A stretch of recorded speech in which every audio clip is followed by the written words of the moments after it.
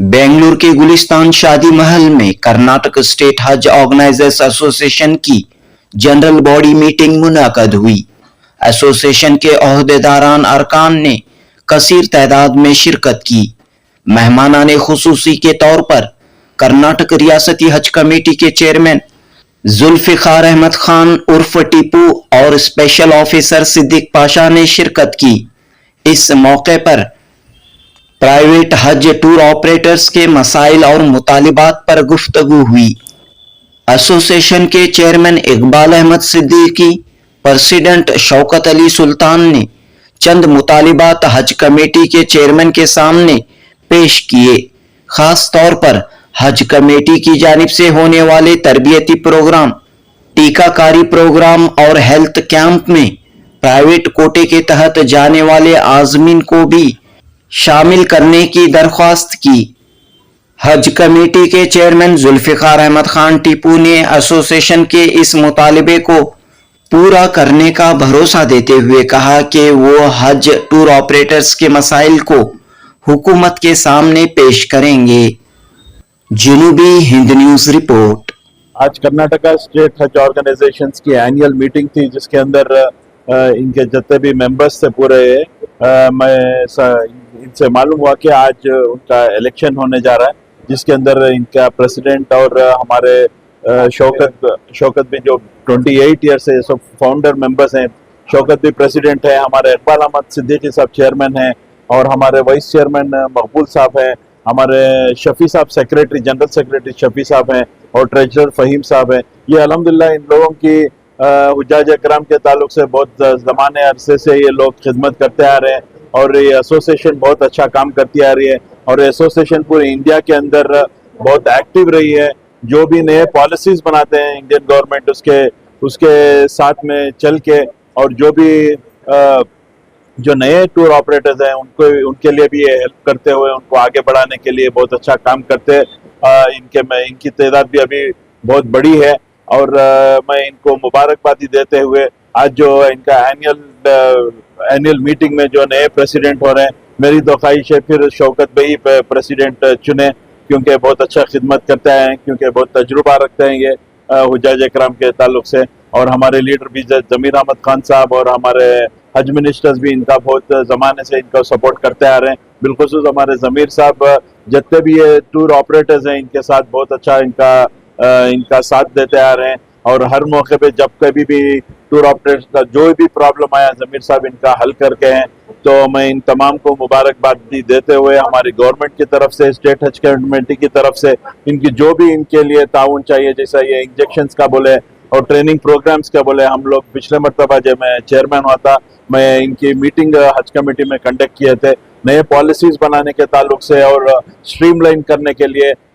जो बहुत सारे नए टूर ऑपरेटर्स बिना किसी शॉप एंड एस्टैब्लिशमेंट के रजिस्टर के बगैर, जीएसटी के बगैर बहुत सारे नए आके पैसे लेके चले जा रहे हैं, तो उन ताल्लुक के साथ उन चीज़ों के ऊपर भी बात करते हुए इसको किस तरीके से स्ट्रीमलाइन करने के लिए मैं और इनको दावत दे के हूँ कि हज कमेटी के अंदर एक दिन भर का एक प्रोग्राम रहेगा, जब कभी ये बोलेंगे महीने में या नेक्स्ट मंथ में, उसको स्ट्रीमलाइन करने के लिए और पॉलिसीज नई बनाने के लिए किस तरीके से हम लोग मिलके स्टेट हज टूर ऑपरेटर्स और स्टेट हज कमेटी इसका दोनों कोऑर्डिनेशन में हुज्जाज इकराम के और अच्छी सहूलत करने के लिए हम लोग कोऑर्डिनेशन कर रहे हैं। पिछली बार इनको बहुत दिक्कत आई थी, गवर्नमेंट की तरफ से कोऑर्डिनेशन नहीं बना था, बहुत नुकसान हुआ। जी, मैं पिछले मरतबा जब हज 2025 में बहुत बड़ा इनको धक्का लगा, बहुत बड़ा लॉस होगा फाइनेंशियली, इनको बहुत तकलीफ हुई और बहुत सारे जो हुज्जाज इकराम रेडी हो गए थे,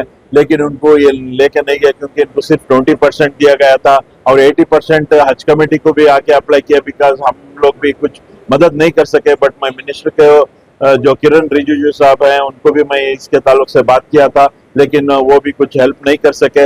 लेकिन इस मरतबा इनको पूरा कोटा मिला है, आज 2026 का पूरा कोटा मिला है। उम्मीद रखता हूँ कि अच्छे से अच्छा इस बार के हुज्जाज इकराम को जो प्राइवेट से भी जा रहे हैं, हमारे लिए कर्नाटका स्टेट हज कमेटी के लिए सिर्फ स्टेट हज कमेटी के जाने के हुज्जाज इकराम ही हाजी नहीं है, बल्कि स्टेट से जितने भी हुज्जाज प्राइवेट से जा रहे हैं उनको स्टेट हज कमेटी के तरफ से जो कोई भी सपोर्ट है इंशाल्लाह इस मौके पे मैं वादा भी करता हूँ और साथ भी देता हूँ करके मैं ऑलरेडी बोला हूँ। जो भी पूरी कर्नाटक में हम जो ट्रेनिंग प्रोग्राम्स पूरे डिस्ट्रिक्ट्स में करने जा रहे हैं, उसमें पूरे प्राइवेट उजाज कराम को भी इस मरतबा देंगे। और एक जीएसटी का भी मसला सीजीओ ने बताया है, इंशाल्लाह उसके ताल्लुक से भी हम लोग प्राइम मिनिस्टर को लेटर लिखेंगे, यूनियन मिनिस्टर को लेटर लिखेंगे और हमारे जमीर साहब की तरफ से, हमारे चीफ मिनिस्टर साहब की तरफ से, हमारे हज मिनिस्टर साहब की तरफ से भी लेटर लिखेंगे। अस्सलाम वालेकुम रहमतुल्लाहि बरकातहू। अल्हम्दुलिल्लाह आज हमारा यही जनरल बॉडी मीटिंग थी जो हर 3 साल में एक बार करते हैं हम लोग। पिछले कोविड की वजह से ये स्किप हो गया है, इसलिए यही थे। हमारे एसोसिएशन को फॉर्म में 28 ईयर्स पूरे मुकम्मल हो गए। 8 अक्टूबर को हमारे एसोसिएशन मिनिस्ट्री से रजिस्टर हुई थी। मिनिस्ट्री ऑफ एक्सटर्नल अफेयर में जब हमारा हज का ये था तो 8 अक्टूबर के दिन हमारी एसोसिएशन रजिस्टर हुई, जो हिंदुस्तान की सबसे पहली एसोसिएशन 1997 अगस्त या अक्टूबर 8 को रजिस्टर हुई थी। अब मैं मुख्तसर से ये कि सारे चीज़ आप लोगों के इल्म में आ गई है ये कि मैं हमारे आज की इस मीटिंग के स्टेज से कहना चाहता हूं कि जो भी नए टूर वाले हमारे साथ ज्वाइन करना चाहते हैं, अगर तकरीबन जितने भी रजिस्टर्ड टूर हैं वो हमारे मेंबर हैं, क्योंकि आजकल बहुत सारे गली कूचे में भी एसोसिएशन बन रही हैं, इसकी कोई अहमियत नहीं होती। काफ़ी लोग वो एसोसिएशन के मेंबरों भी काफ़ी परेशानियां कर रहे हैं, हाजियों को तकलीफ भी दे रहे हैं। इसलिए मेरी गुजारिश है जो सही तरीके से काम करने वाले हैं वो हमारे एसोसिएशन के मेंबरान से कांटेक्ट करें और इंशाल्लाह उनको मेंबरशिप देने में आसानियां करेंगे हम लोग इंशाअल्लाह ताला। नए मेंबरशिप बने? हाँ, बन रहे हैं, अभी तो शुरुआत किए हैं हम लोगों ने, काफ़ी लोग अप्लाई किए हैं। हम लोग कुछ क्राइटेरिया रखे हैं जो बेहतर रहता है हाजियों के लिए, वो सोच के हमारी टीम काफ़ी काम कर रही है उसमें। तो अल्लाह ने चाहा तो इस पर और भी करेंगे। जो लोग नहीं आना चाहते हैं उनके लिए हमारे एसोसिएशन के दरवाजे खुले हैं, आके हमसे रब्ता करें, जो मामूली शराइत है उसे पूरा करके हमारे मेंबर बन सकते हैं। आज जो था जनरल बॉडी, आज 8th जनरल बॉडी मीटिंग थी कर्नाटका स्टेट हज ऑर्गेनाइजर्स एसोसिएशन की। हमने 40 साल का सफर तय किया हाजियों की खिदमत करते। 1986 में हमने ये खिदमत शुरू किए थे अलमीन टूर्स एंड ट्रैवल्स के नाम से। 1986 से लेके 97 तक ये अनऑर्गेनाइज सेक्टर में था, इसका कोई वजूद नहीं था, उसका कोई रिकग्नाइजेशन नहीं था, कोई रजिस्टर नहीं था, बस ऐसे ही लेके जाते थे। एफटीएस स्कीम थी गवर्नमेंट ऑफ इंडिया की, फॉरेन ट्रैवल स्कीम, तो उसके तहत लेके जाते थे। तो 97 में इसको हम बाकायदा रजिस्टर करवाए एसोसिएशन। पूरी जितने भी 6 या 7 कुछ एनजीओस थे उस टाइम पे, तो इनको लेके हमने रजिस्टर करवाया करके एक एसोसिएशन बनाए 97 में। उसके बाद में 2003 तक भी थ्रू एसोसिएशन हमने रजिस्टर एसोसिएशन लेके जाना शुरू किया। 2003 में गवर्नमेंट ऑफ इंडिया के कुछ रूल्स आए, इसको रेगुलेट किया। जो भी कोटा आता था उसको रेगुलेट करके सबको डिस्ट्रीब्यूट करते थे उनके हिसाब से, उनकी कैपेसिटी के हिसाब से।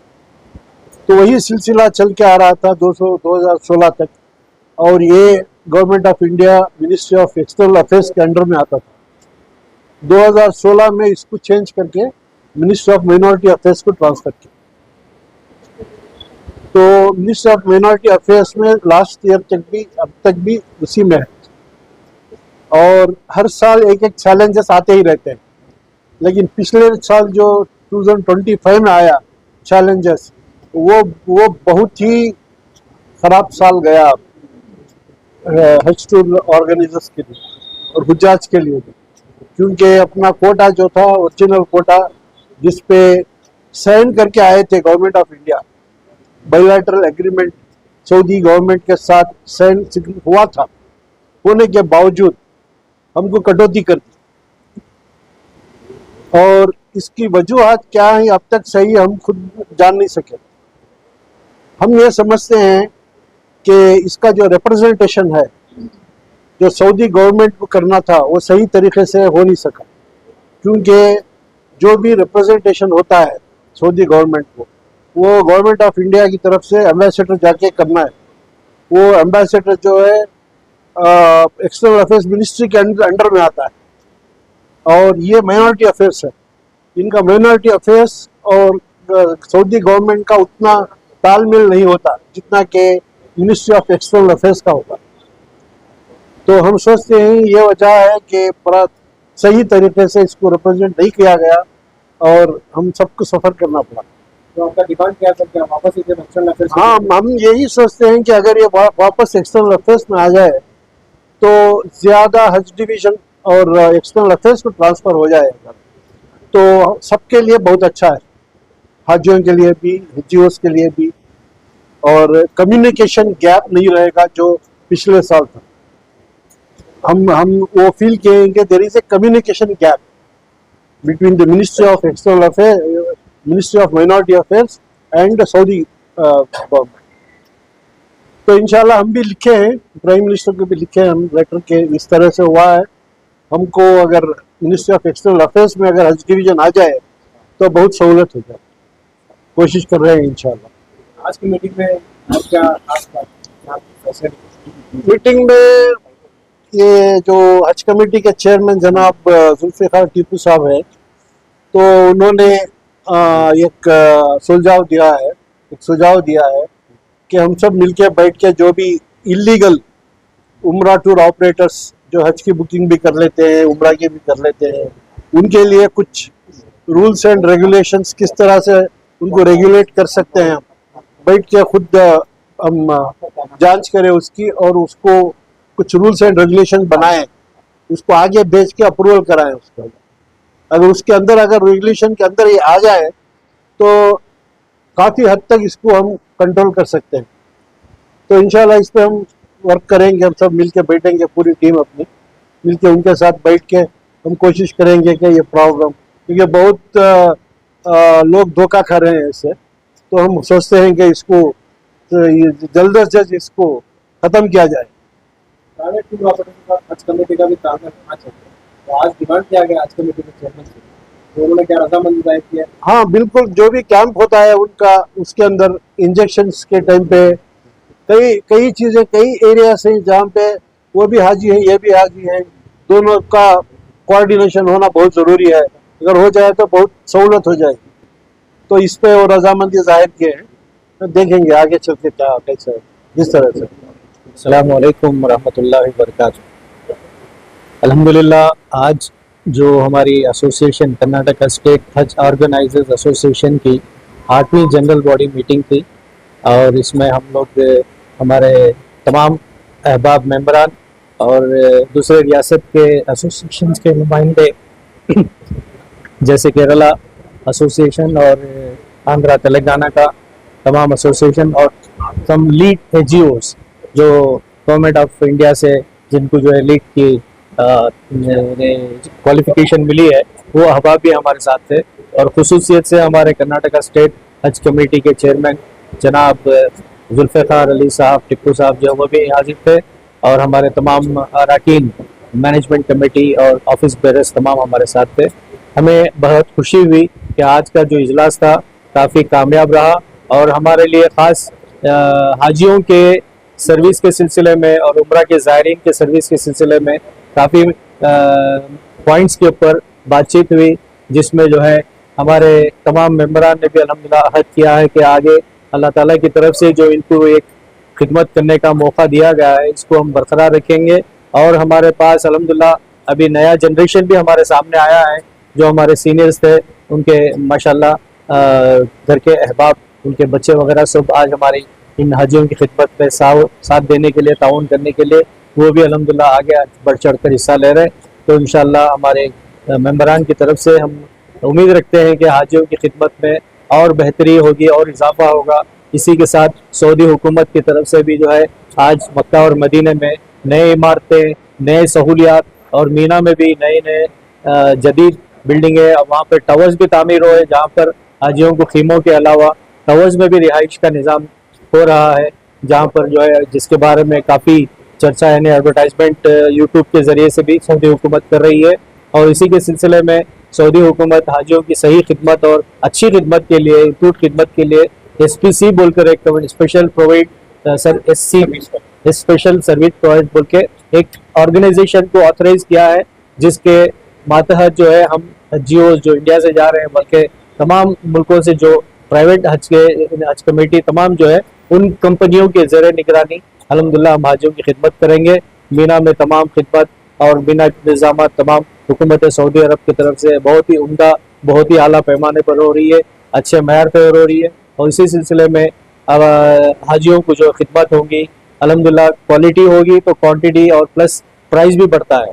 तो कॉस्ट भी जो है पिछले सालों से देखा गया है 2022 हज के बाद, पेंडेमिक के बाद जो है कई सहूलतें बढ़ने के बाद तमाम अखराजात जो है हाजियों के बढ़ते चले जा रहे हैं।